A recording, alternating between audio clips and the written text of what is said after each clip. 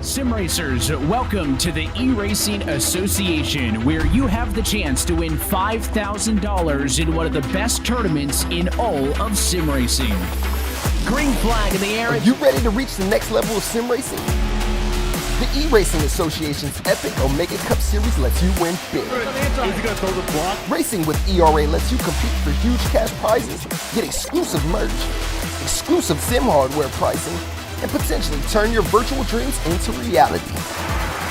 Feel the rush as you race door to door against sim racers just like yourself, all from the comfort of your own home. Straight away, they're an idiot. Oh, they're wrecking! They're wrecking! Join now to get your membership and experience all of the excitement that the eRacing Association has to offer at www.eragaming.gg. Celebration, he hangs on.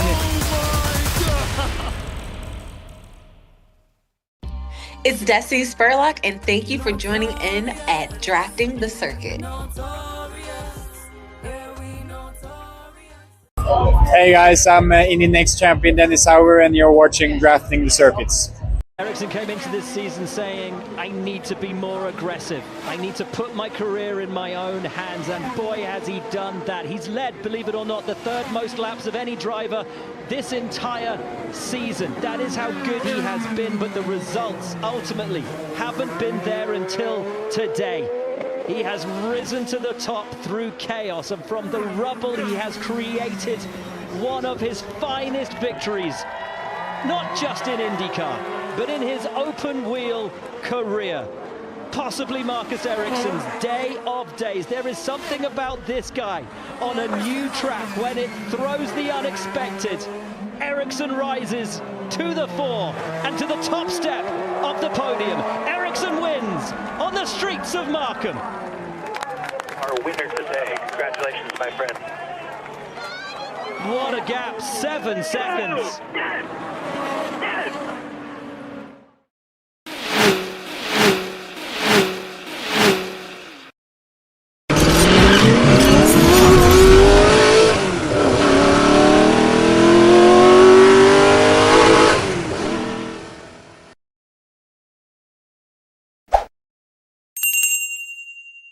The movie, news, television promos and trailers used in this production are protected by the Fair Use Act. Section 107 of the Copyright Act. 1. The purpose and character of the use. 2. The nature of the copyrighted work. 3. The amount and substantiality of the portion taken. And 4. The effect of the use on the potential market. Thank you. Start your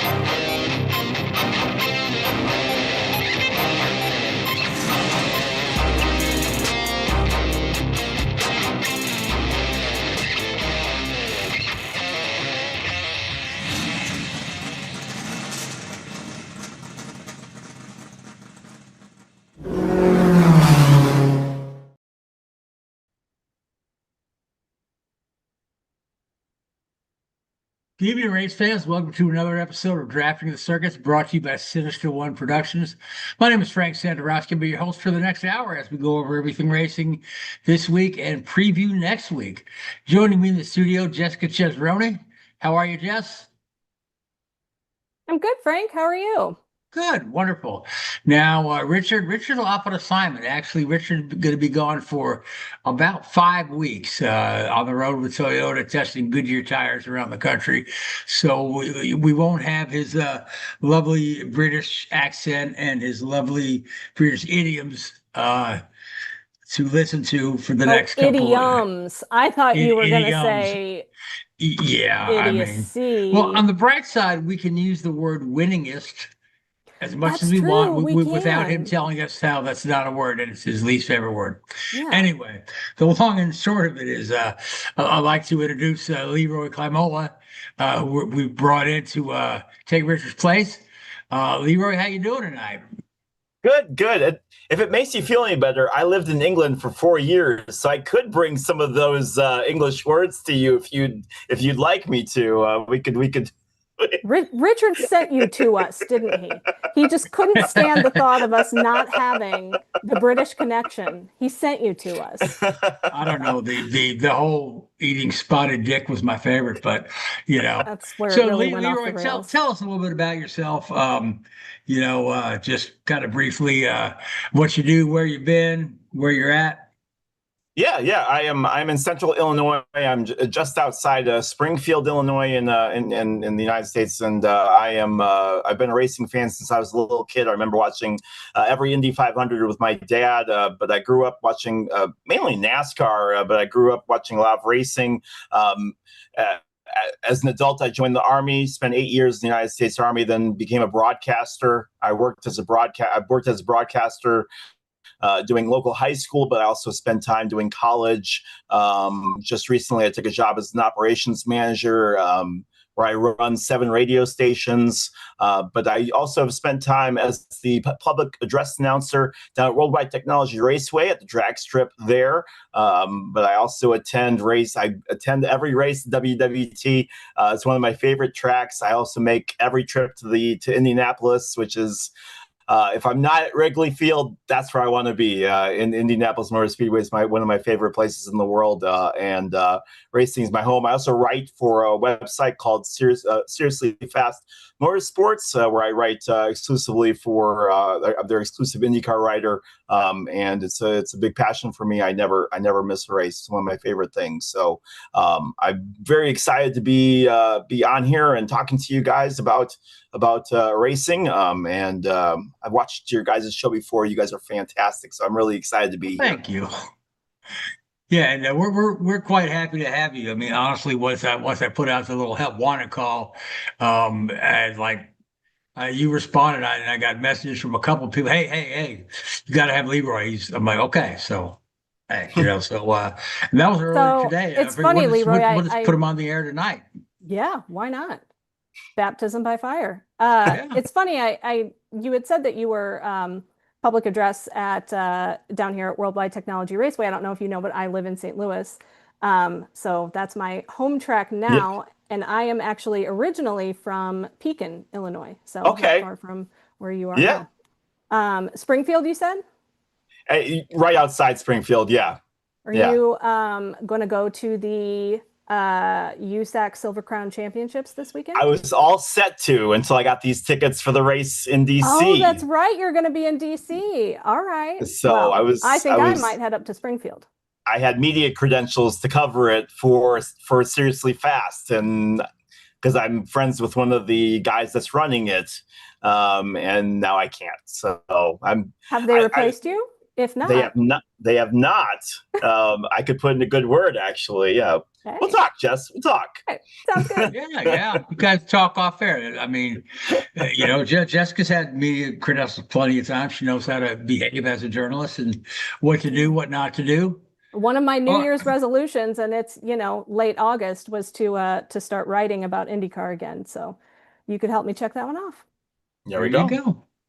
All right, so before we get too deep into the show, I do want to thank the ERA eRacing venture with Jesse Iwuji and Emmit Smith, as well as the Grey.Universe with their film The Kaiser, which is coming up August 26th. They'll be coming out. So you want to tip our hats to the sponsors there. But let's get into this week's racing. Let's lead off with INDYCAR. Let's start with Markham.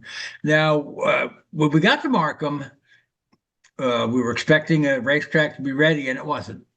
Friday, all the track activities were canceled Friday, and not all at once. It was they kept us dangling all day long. So, okay, well, we're going to move the INDYCAR practice from 3 to 6. We should have the track put together by then. 5 o'clock, there's still putting up catch fencings, and you know, and when the teams first got there, they couldn't get their equipment on the pit road.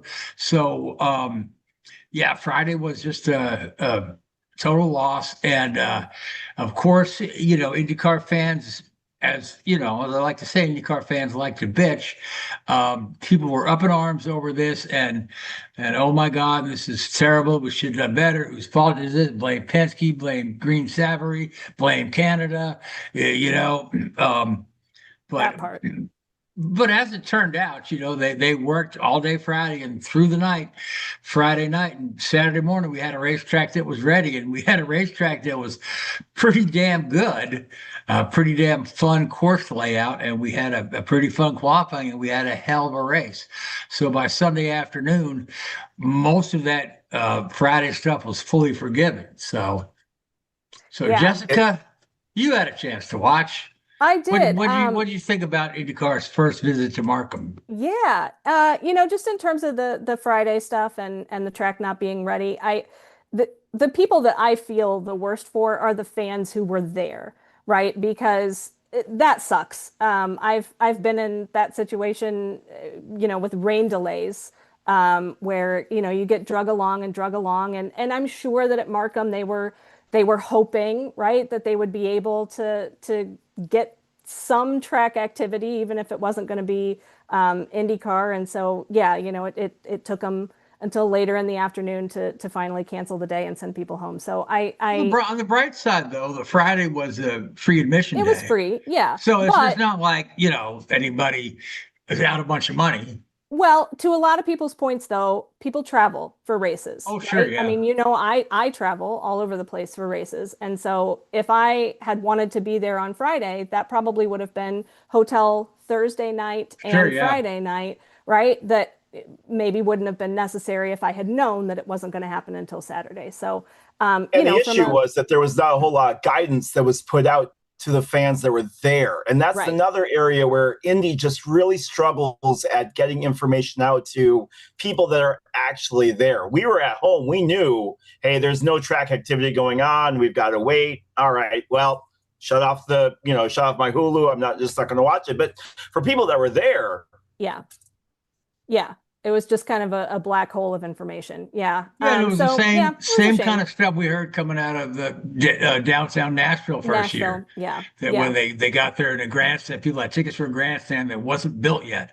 Yep. You I know? did. I ended up not going. I sold my ticket, but my grandstand was not built on Friday. So that's funny. But anyway, you know, that happened. The only other thing that I want to say about, you know, the whole Friday shenanigans is props to Doug Bowles, because IndyCar, I feel like the series frequently takes the brunt of the frustration from the fan base for things that are not always the series' fault, right? There is a lot that goes into these race weekends that is on the track. It's on the promoters. The series is just renting that facility. Some of these things are not on them. And in this case, you know, I think the series felt pretty strongly that this was on the promoter. This was on Green Savary for not fulfilling their obligations and doing what they said they were going to do. And my goodness, did Doug Bowles put out a statement to that effect? Yeah. You know, I just think, to me, it was, you know, it started by saying IndyCar is extremely disappointed that our promoter was not able to deliver basically on what they told us they were going to. And I just think that from a PR standpoint, like, that sends a message that, like, we're not going to be the whipping boy anymore for shit that other people have done wrong. And I love that. Despite our strong support. Despite our strong support, right. Which, you know, who knows exactly what that looks like? Who knows who was there for how long, what they were doing? I don't know. But, you know, the series wanted to lay this at the feet of the promoter, and they made that clear. And I think that's cool. I appreciate that. Yeah, but, you know, Green Savary has been doing this for years. They and have. Successfully. You know what I mean? They've been doing Toronto since the 80s. Yeah. You know, which is what makes this all the stranger, right? Like, they're not new to IndyCar races. They're not new to IndyCar street races. You know, it was just bizarre. The whole thing Yeah, was bizarre. it's not like they were that joker who tried to do the Grand Prix of Boston and totally blew it up. You know? Yikes. Yeah. There's that. There's that. Yeah. So, but if anyway, I think, like you said, I said it earlier off the air, but I'll say it again. Arlington set the bar very high for a first year street race event. And that's, I don't think that anybody's going to have a first year street race event that's going to go off quite as successfully as the Arlington. Yeah. But those guys did a great job, and anything less than that is bitch worthy. Yeah. Well, So- and yeah, I mean, a shame for Markham too that had to happen in the same season, right? Like the gold standard and then whatever this was. But like you said, once we got through Friday, got the track built. There were some things that weren't perfect, but we had a hell of a show on Sunday. Coming into the race, though, I wanted to talk about Alex Palou and the points situation with the championship. And I had seen this on social media prior to the race weekend, but after 13 races, so going into Markham, Palou had a greater lead in 2026 than he did at the same point in 2025, which is kind of crazy to me because we've talked earlier in the season on the show about how like he's kind of looked beatable this year for the first time in a while. Like he hasn't been infallible. Lundgaard got him at Indy Grand Prix. Yeah. This weekend at Markham, he made a very uncharacteristic mistake in qualifying, which buried him deep in the field. And a couple of weird incidents during the race. As well. Yeah. Just kind of uncharacteristic and just like not that Palou perfect that we're used to. And it just watching this season, he hasn't felt as dominant. Like it has felt like there have been challengers and there are other people that can win, but that's not showing in the box score. And I really appreciated that. I think it was Will Buxton really that sort of did some of the math and said, it's because the other drivers are competing at a higher level and they're taking away points from each other. So you don't have like one driver who is so solidly in second place that like they're the only ones that could possibly come and beat Palou. You've got Kirkwood, you've got Lundgaard, you've got Malukas, like you've got these guys that are raising their level of competition and they're taking points away from each other, which is just letting Palou zoom further off into the distance. The races that Palou doesn't win, he's still right there in the top 5. Absolutely. I don't know if you recall 2004, Tony Kanaan won the championship, and it was he finished in the top 10 in every single race. Yeah. No DNFs, and he completed 100% of the laps. Wow. Run. Yeah. So, and that's kind of what Palou's doing. That's what you got to do. Yeah, absolutely. No DNFs. Yeah. All right. So let's bring Leroy into this conversation. Leroy's a big IndyCar guy too. So Leroy, qualifying, we had a new face on pole. The fast 6 were not the usual suspects.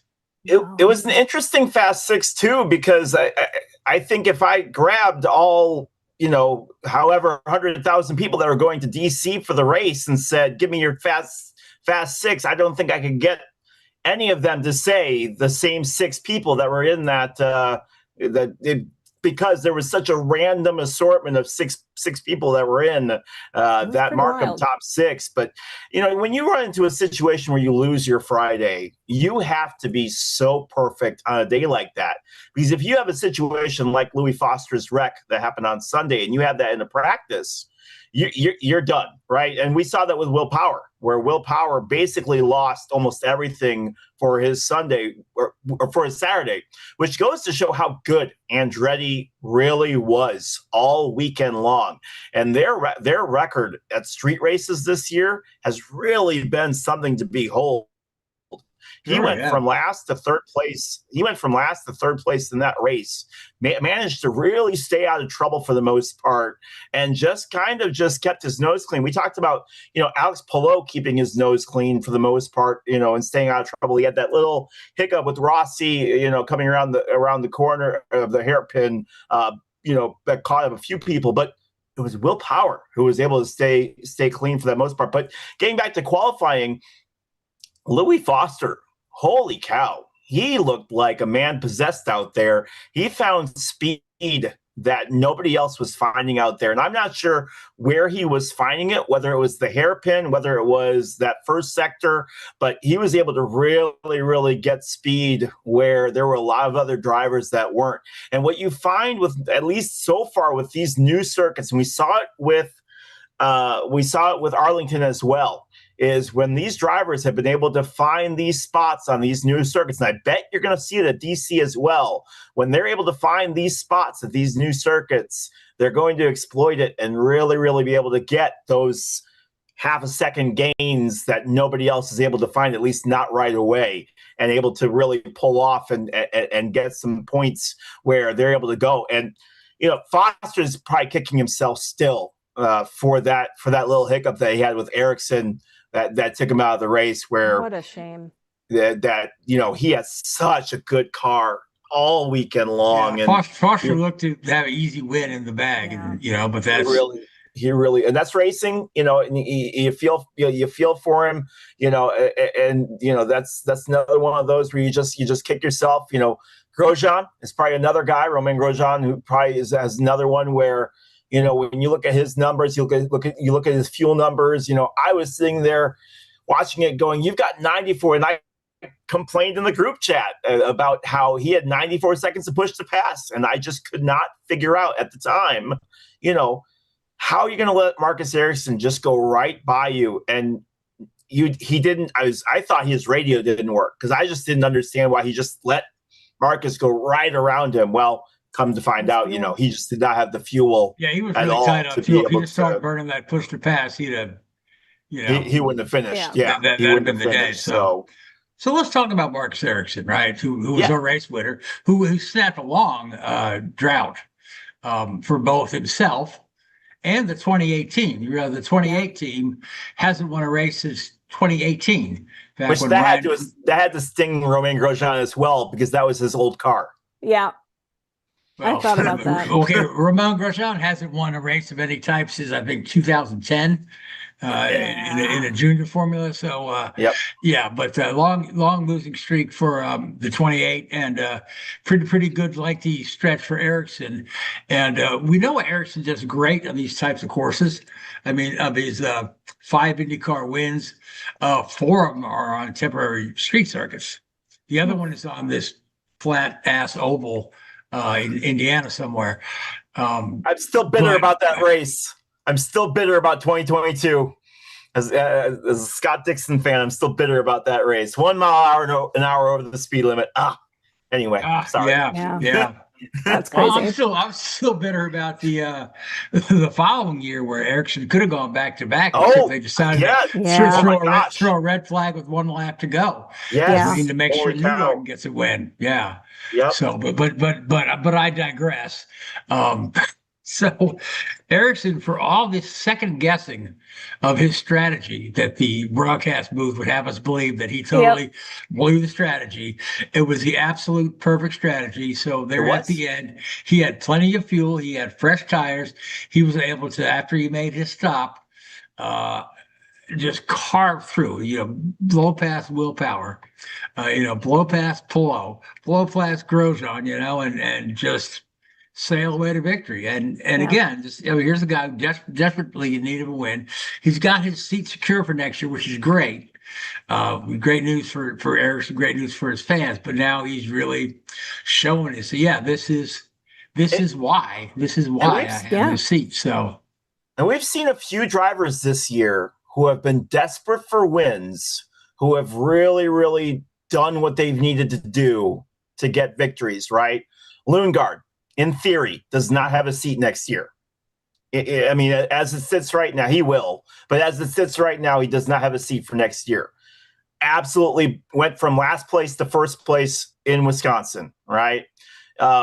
Felix Rosenquist won at the Indy 500, going blazing past David Malukas in an absolute daredevil move at the very, very end there. And now we see it this week where Ericsson goes in just a move that was absolutely insane, where he was able to get past what he needed to do to pick up a win there. And it was just one of those things where we've seen this a few times from these drivers, a lot more this year than in years past that I can remember, where these drivers have really stepped up where they've needed to with wins as far as what they've needed to do to get these victories. Yeah. We saw Nolan Siegel leading the race for a time. Yeah. A couple of times. He led a couple of guy who needs restarts. a job for next year. So yeah. Grosjean's future isn't secure at Coyne. So right. But go ahead, Jess. I wanted to talk briefly about the Armstrong incident, which I feel like kind of got glazed over a little bit during the broadcast just because of all the like multiple cautions in a row and then just not being able to get going again. I feel like this kind of got glazed over, but Armstrong, well, to begin with, the reason that Armstrong ended up sideways across the track, I don't know if anyone noticed, but he got Stingray robbed is what happened. He got T-boned. He had some help. And I was watching the race with Asher, which Leroy, that's my little boy. He's about 4.5, and he's starting to watch some racing with me. And I said out loud, big Malukas fan, right? Big Malukas fan, yeah. Yep. I said out loud, he got Stingray robbed. And Asher goes, "Why, Mama?" And I said, "Well, son, everyone does at some point." So there's that. But we then saw Armstrong disobey the directions of the safety crew. Blatantly. To avoid going down a lap. The pace car was coming up with the field, and the safety crew guy was holding him, and Armstrong just ignored his hand. And you can't say he didn't see him. He was standing right in front of the car, and tried to flick it, and then to add insult to injury, failed. And then is a sitting roadblock in the middle of the track, which Oriol Servia then had to gas it to get around him. Caused all kinds of problems. All sorts of problems. That was crazy. I really like Marcus Armstrong. I feel like of all guys that you're gonna see just blatantly ignoring safety instructions to protect their own lap, I never would have pinned him as one to do it. That's a Romain Grosjean thing. That's not Marcus Armstrong thing. That's a willpower thing. Yes. It's a hothead thing. It's not. I didn't see that coming out of him. So that was pretty wild. I also wanted to mention the walls. So Foster, his incident where he clipped the wall.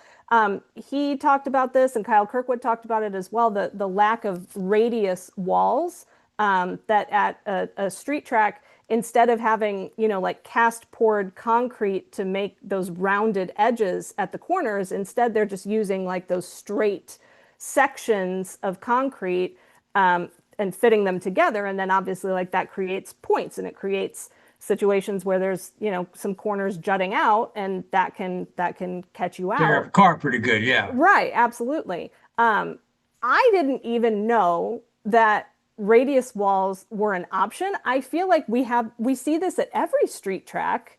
I feel like these, just straight chunks of sections of wall. We saw Alexander Rossi get his car just absolutely demolished at one point last season just by catching the lip of one of those pieces of concrete. But apparently DC does have these radius walls. They've actually poured concrete in, sort of a semicircle to create these corners. So they're going to be, nice corners rather than these sort of jutting out pieces that we see everywhere else. So yeah, I still feel if a car catches that wrong. Sure. Yeah. I mean, the lips, where all the pieces connect, all of that's gonna be. But I feel like a lot of times the drivers complain about things and find things to blame their misfortunes on. And Foster and Kirkwood both like very clearly said, well, if we just had radius walls, I would have been fine. Well, oh, sure. Yeah. Put your money where your mouth is. My answer to that is, if you just wouldn't hit the walls, you'd be fine. Right. Jess, I was going to ask you, do you think IndyCar fines Marcus Armstrong for that incident? I don't know. I know he got a stop and hold. They held him for 10. Yeah. I think that deserves a fine, honestly. And I say that as a Connor Daly fan, which I don't know if anyone remembers last year. Connor also got in trouble for disregarding the safety team instructions. Because at some point, didn't see the guy. They need to send a message like, hey, stop doing this. Yeah. And I don't know if that's something that maybe they do and they just don't, publicize it. But yeah, I mean, I think it deserves a fine, quite frankly. Okay, so for the record, I picked Marcus Armstrong to win this race, so that's probably why all this happened to him. Yikes. Keeping my streak of guessing 0 IndyCar races correct this year. So, but none of us picked Ericsson. No. So we all get a goose egg. And we'll get into our DC picks here in a little bit. So podium for Markham was Ericsson, Romain Grosjean, and Will Power. Will Power is third place of the year after a season that got off to a miserable start. Brutal start. I think he's finding that he really enjoys the atmosphere at Andretti Racing. He looks so much more relaxed now. He does, yeah. But he was. They interviewed him the other day, and he just out of the blue said, "I'm having so much fun. I just love this team," which is great, Because nice. I think as much as he enjoyed being a Penske driver for a long time, I think towards the end there, and he even said I don't feel like I was treated with the respect that I've earned after performing so well for them at the end. So. But but he looks to be happy and content, and even a good team player too, because he was talking about it didn't matter if him or Marcus won, right? He just wanted the team to win, and this he was even saying this at the point when Kirkwood was still in the mix before Kirkwood hit the wall. They were looking at a possible 1, 2, 3. So, but good for Will. I'm happy for him. Yeah. I'm happy for Ericsson. He looked overjoyed, because whenever you have a long streak, the thoughts start coming in your head. Will I ever win another race? And that keeps Graham Ray all up at night. Keeps a lot of drivers up at night. yeah. Once you get the streak, will I ever win another one? But anyway, after all the chaos with and Pallou's mistakes, Palou still managed to add 23 points to his lead. Of course, so we didn't tighten up the championship any.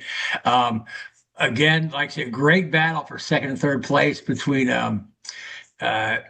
Malukas, Kirkwood, and Lundgaard, and then you've got a couple of guys outside of that are not that far behind in points.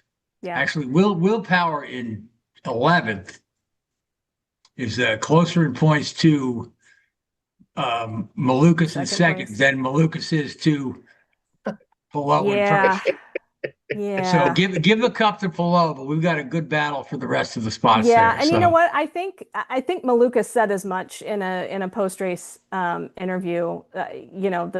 Somebody was asking him and trying to get him to what can you do to best Palou, and he's like, no, like nobody's going to. We're fighting for second. The championship's done.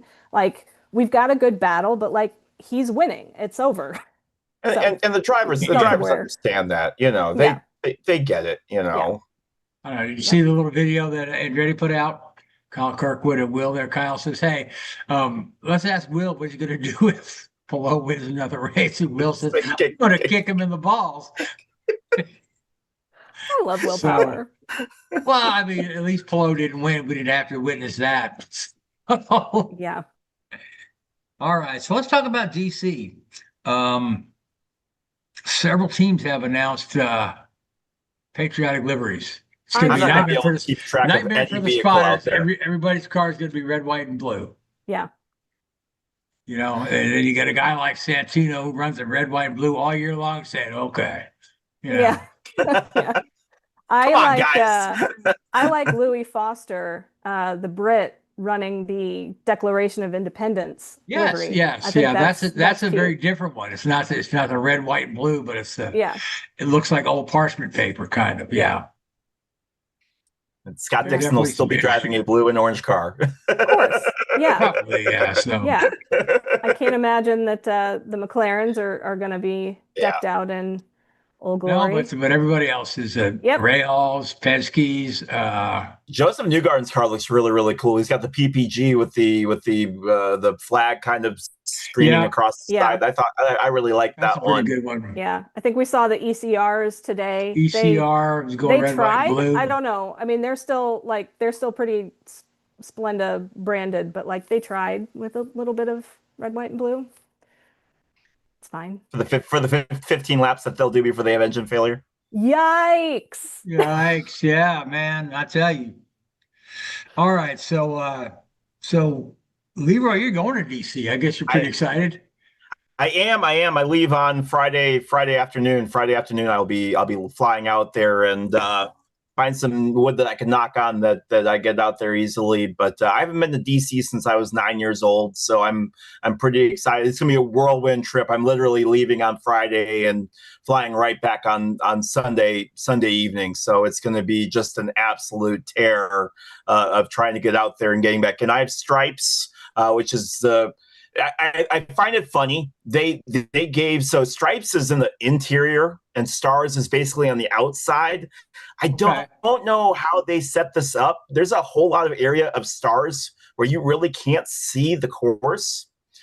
But then they gave, if you look at the track, Stars really got kind of screwed on like visibility of the track. But then Stars got the much better autograph signing.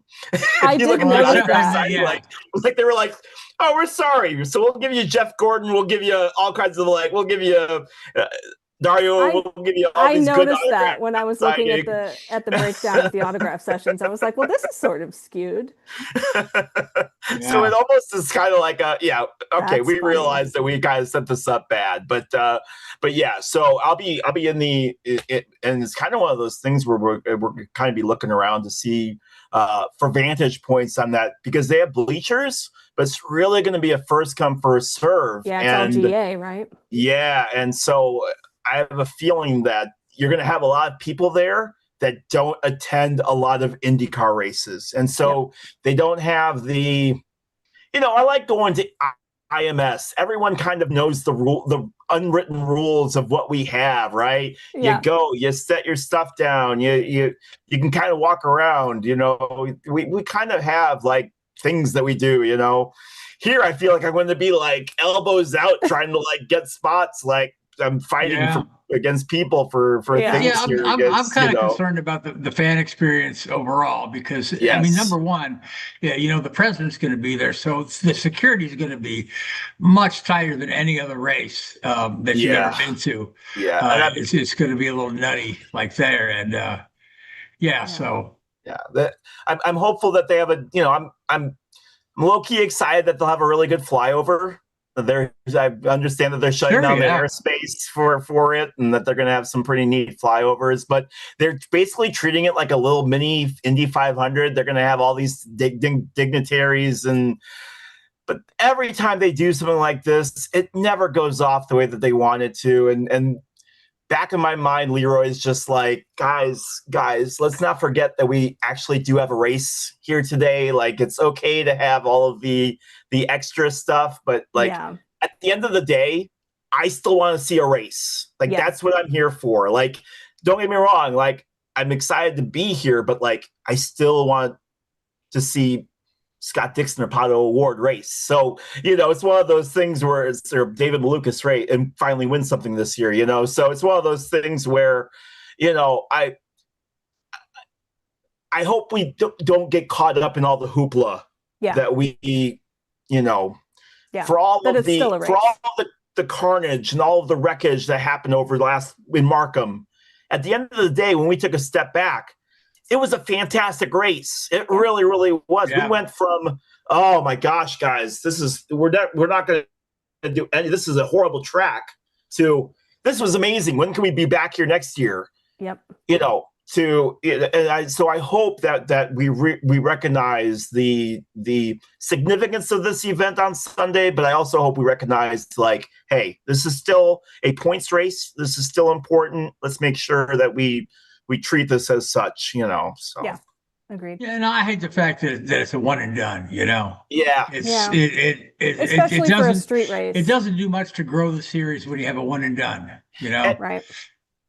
And Jess, I don't want to step on your toes because I know you want to talk about this a whole lot, but I am so tired. Bounce out of a soapbox. I'm so tired of seeing all of the people talking about this event that don't know what they're talking about. I have seen way too much in my social media feeds of people calling it a NASCAR event, and I'm just like, guys, you all are killing me here on this. So yeah. Well, and I think there are people out there that refer to every type of racing as NASCAR. Yeah. They use NASCAR as a generic term for race because they're not race fans. They don't watch. They just, but just go ahead, soapbox before I do.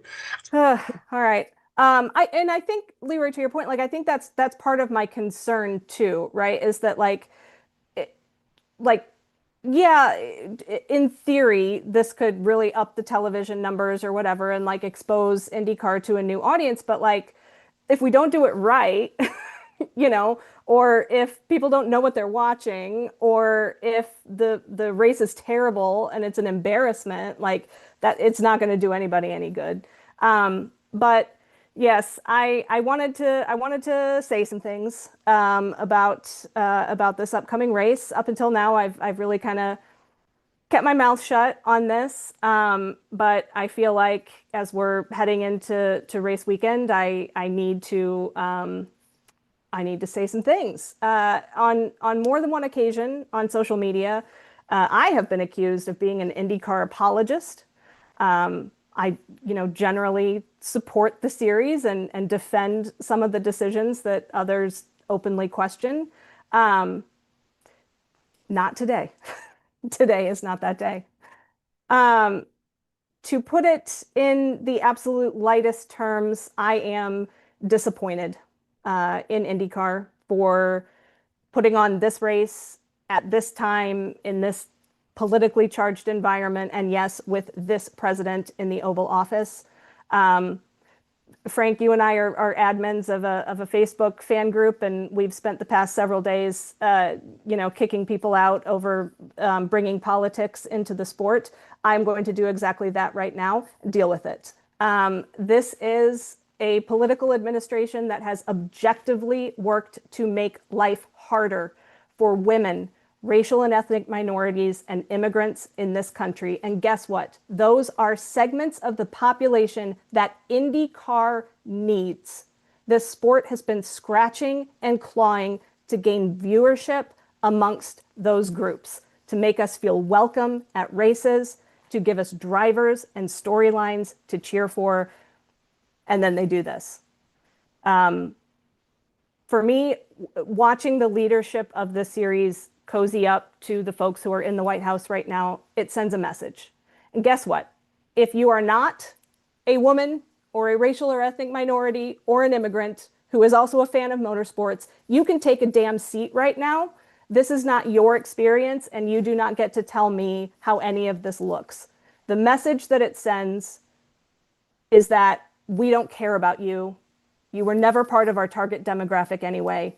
Go ahead and turn your TV off. It doesn't matter.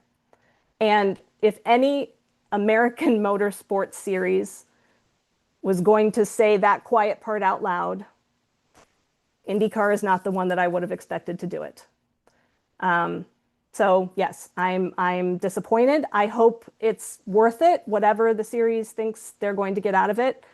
I hope that Roger Penske and Mark Miles can sleep well on Sunday night, knowing that they've gotten to live out their wildest fantasy of rubbing elbows with this president, because you know damn well that if this invitation had come from Barack Obama to Roger Penske, none of this would be happening right now. And most of all, I just hope that it isn't an embarrassment to the series beyond the PR nightmare that it already is. And to Leroy's point, I hope we actually get a race and a good one. And I think Keith has something to say. I just wanted to add on. I want to thank you, Jess, for being very open with this situation. There's two things I want to mention. It's funny you talk, here we are, 2026, and you talk about INDYCAR making this decision to align themselves with this administration. Let's take the clock back to 2020 COVID, when NASCAR decided we're no longer going to allow the Confederate flags and the racism to be allowed, which I had said was a huge moment for NASCAR. They had a lot of balls to alienate their highest demographic and say, hey, we don't want this at the tracks no more. We want everybody to feel welcome. And here we are, 2026, and INDYCAR's doing the flip side of it. Also, the second thing I got to point out to people who, even though you love your racing, just a few months ago, the UFC and Dana White held their fight on the lawn of the White House. And guess what happened after that fight? The fight was ruined. It was a great fight night, but it was ruined by the comments of an idiot fighter that I'm not even going to worth mentioning here, number one. And number two, it was the biggest loss that UFC had ever suffered, to the point where Dana White says he will never do it again. He lost a ton of money because the real fans couldn't come out to see the fight. The stands were packed with hand-picked people. And a great example of this, I hope that doesn't happen to INDYCAR, because Dana White made the biggest, worst grift, because this is all about the grift. It's all about the grift. It's all about political payback, and it stinks. It stinks, and hopefully INDYCAR doesn't take the same hit that UFC did. UFC said they'll never do it again. They'll never go back. Agreed. And this sport has worked so hard at growing from the split. Yep. The sport has worked so hard at fighting from its demons, because before the split, INDYCAR was battling, and probably even a little bit bigger than NASCAR. It really was. I mean, sure, NASCAR was king as far as being a sport, but INDYCAR was holding its own. You know, the split happens, and it just killed viewership. And INDYCAR has worked excruciatingly hard to try to build that back. And it just felt, for about 6 or 7 years there, for every 2 steps that we took forward, we were taking 3 steps back. And to your point, I really hope that this is not a step back. I am going because I love racing. And as a veteran, I'm going to go see some of my memorials, because I have not been there yet as a veteran. I am nervous. Yeah. I am nervous because of climates, because of situations. I'm nervous to talk about it. I haven't even told some of my friends I'm going, because I just can't. Yeah. And I've never had a situation like that where I haven't been able to tell people, like, oh, I'm going to, I'm going to DC. I'm going to go do this. I'm going to do that. You know, I'm usually proud of where I'm going and what I'm doing, you know? And so it does concern me. And I just, like, to your point, they have a real chance to do something big here. They've got a ton of sponsors that normally we don't get. Right. Boeing is on board. There was a long list there that I saw. I was going through some of the stuff today, and I don't remember a lot of the sponsors that were on there. They have a huge chance here to reach an audience that we normally don't reach. So let's not screw it up. Yeah.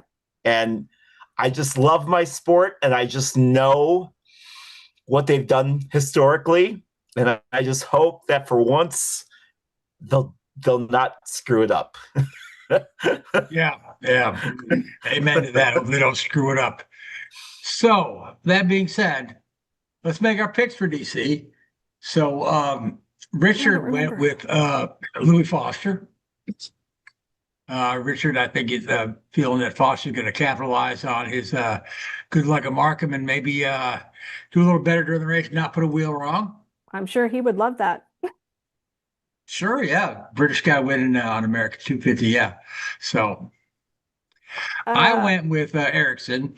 Again, I feel that momentum is on his side. He's coming out of Markham strong. And again, like I say, 4 of his wins are on these temporary courses. And, 2 of them are on first year courses, Nashville and Markham. So, it's hard for me to bet against Ericsson. Yeah, and I think the booth pointed that out too, that like he's just one of these drivers that tends to get a leg up on these new tracks quicker than everybody else, and that's what it's going to take. They haven't had sim time, and it's Oddly all brand new. I had read a story about some of these guys that have made their plans for next year. It's like Scott Dixon, right? Scott Dixon was not allowed any sim time for Markham or DC because it's Honda Sim and Dixon has committed to be a Chevrolet driver next year. So no sim time for our 6-time champion. So stupid. I kind of love that. Like, you made your bed, now lay in it. And I know they also, like, there are, strategy meetings and stuff that some of these guys that have committed to other teams, like, they're shut out. Oh yeah, once you're leaving for that's why I don't understand some of these. I'll get into this more in our NASCAR segment. People that announce a change more than a year away. It's crazy to me. Yeah.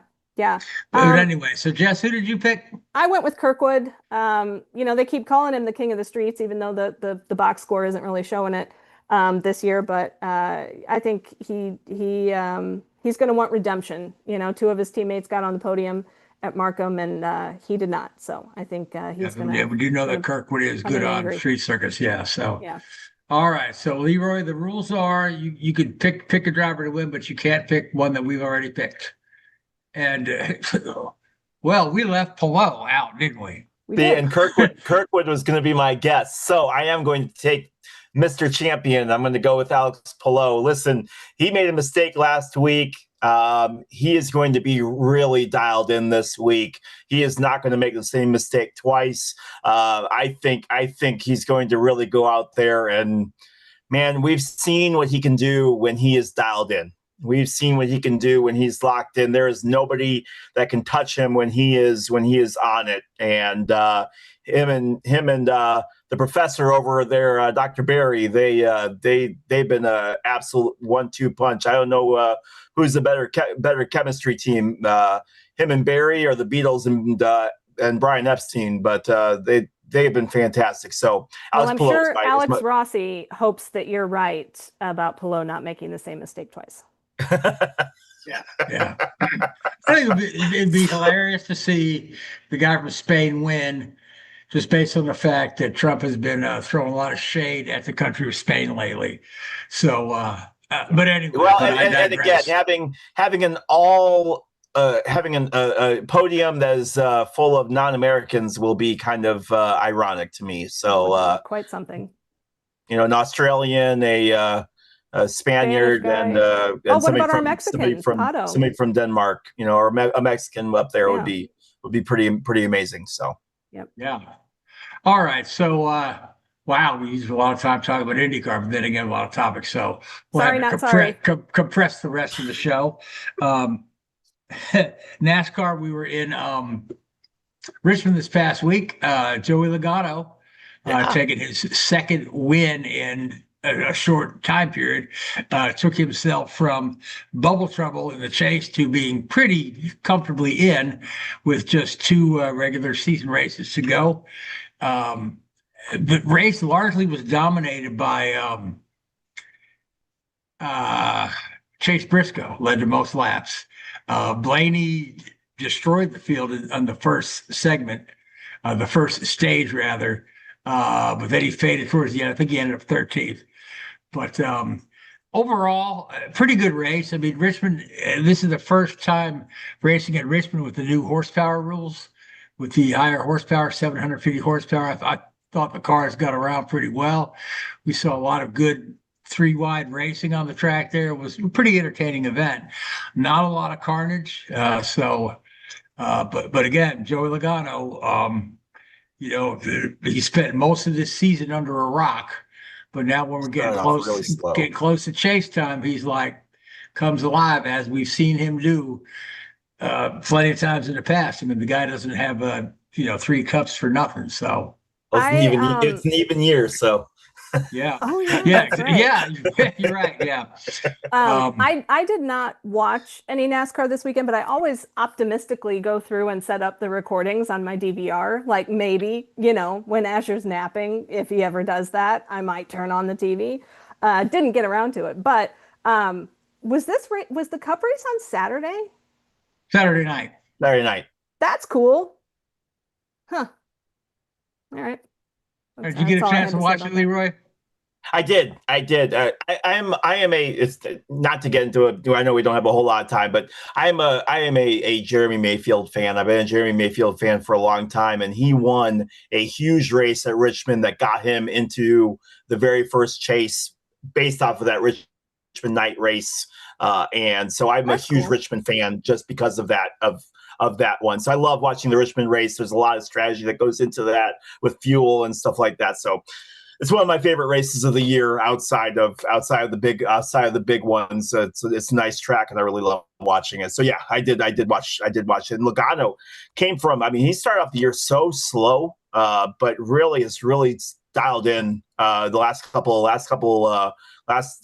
month. He's really dialed in and has really started to come into his own as far as getting ready for the chase.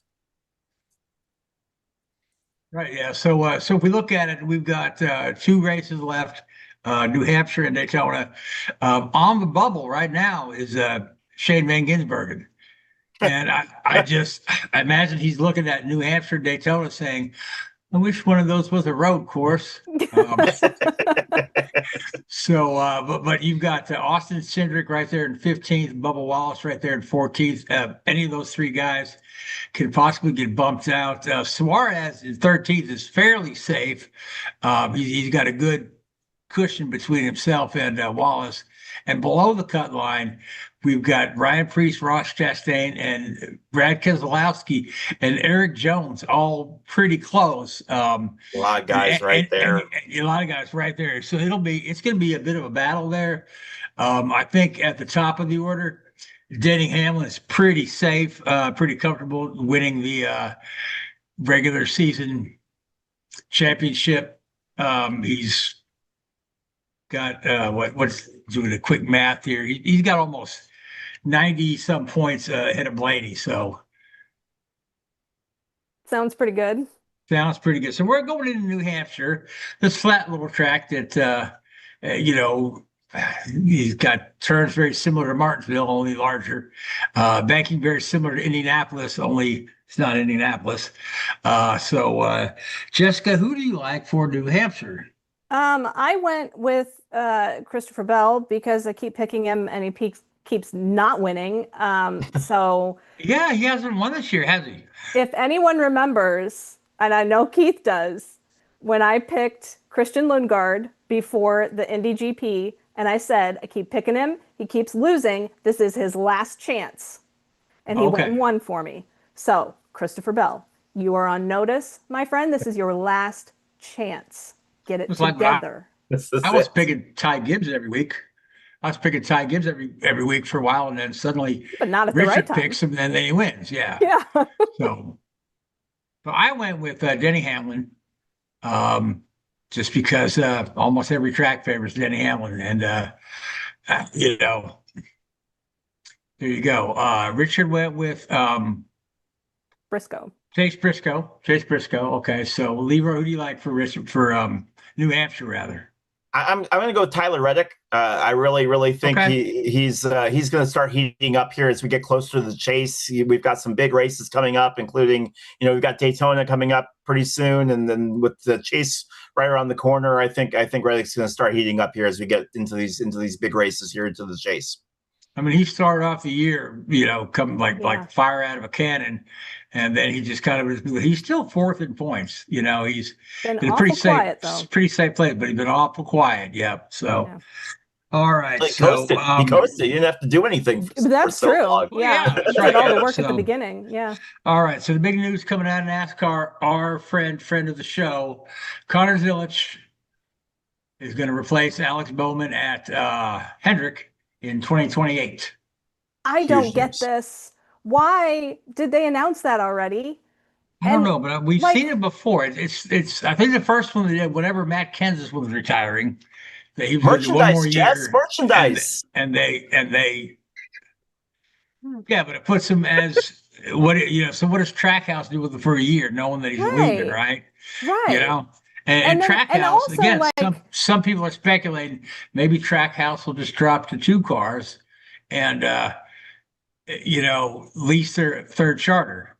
Of course, Justin Marks, who he says is absolutely not true, and being the owner of the team, I would say that's I'll go with what he says, unless he's just trying to save face. But I just feel like that also sort of takes away from Bowman, right? Like, let him enjoy the end of his time in that car. Like, why do we already need to know who's replacing him? It's not like he's retired. Why does he need a retirement tour? What's he 33?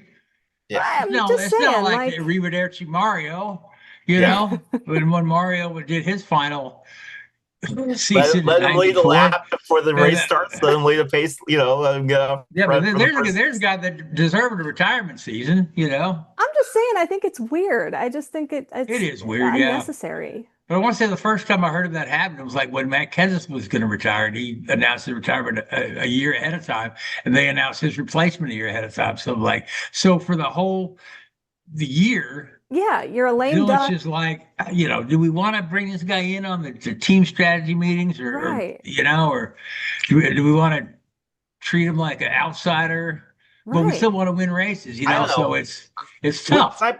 When I put in my 2-week notice of my work, I felt odd, and that was 2 weeks. Much less, much less a year and a half. Yeah. All right, we're up against the clock here, so really quick, Formula One finally back after their summer break, going to Zandvoort for the Dutch Grand Prix. Isaac Hadjar injured his wrist in a gym accident. Gonna miss the race. And it's like sometimes I think these drivers do things they're not supposed to, and they try Shades to. Of David Malukas. Malukas with the same mountain bike. Juan Montoya riding a motorcycle, but then he told his team he hurt his arm playing tennis. Yikes. Didn't want to avoid his contract. Because he was doing something he wasn't supposed to be doing. Right. Patrick Carpentier years ago in INDYCAR, he again riding a mini bike, injured himself. Some that under his contract wasn't supposed to be doing. Said he was carrying 2 suitcases down the stairs and slipped and fell down the steps, carrying 2 suitcases. And that's how he hurt himself, not out riding a motorcycle. That's too detailed of a lie, my dude. So we don't know what really happened to Hadjar. What we do know is that Liam Lawson is going to come out of the Racing Bull car and take that Red Bull seat. Yuki Tsunoda, who's a reserve driver now, going to be in the Racing Bull car. So, Jessica, who'd you pick for the Dutch Grand Prix? Picked Max because it's his home race, right? Yep. Yes, it is. And I picked Kimi Antonelli because the kid's on a roll. Richard went with Lando Norris. Yep. So Leroy, who do you like? Oh, we took all of the favorites, aren't we? I will go with George Russell. I will go with George. Russell. Yep. Guy desperate need of a win. Yeah. I mean, he didn't win one this year, but he's been so overshadowed by his teammate and so ignored by his own team because they're all, Kimi, Gimme. Well, I won't use the language that I did in the group chat about Isaac Hadjar's wrist injury, but I'm saying IndyCar's been the walking wounded over here all week, all season, and nobody is piecing out over hurting their wrist a little bit. So, like, come on, guys. Although Malukas did say he did hit the wall at Markham because of his wrist. You know what? He said that, but when he said that, he motioned toward the other wrist, not the one that was injured in the biking accident, not the one that he wears the wrap on all the support time. on. So I don't. Yeah, I think that might need further clarification. Okay. All right. So, hey, we are out of time. We're in overtime, so we've got to do a quick green-white checker here. So I want to thank Sinista1 Productions, our fine producer, Mr. Keith Hayes. Thank you, Keith. I want to thank you, Jessica. I want to thank you, Leroy. I want to thank the ERA Racing Association. I want to thank the Grey.Universe Films. I want to thank Facebook, Spotify, YouTube, Apple Podcasts. I want to thank Linktree, but most of all, I want to thank you folks that tuned in and listened to us tonight and watched us tonight. We appreciate it. And we'll see you again in 1 week's time. Until then, good night. Thanks for watching Drafting the Circuits. Make sure to follow Drafting the Circuits on Facebook, Spotify, Twitter, and YouTube. Drafting the Circuits is a Sinista1 production.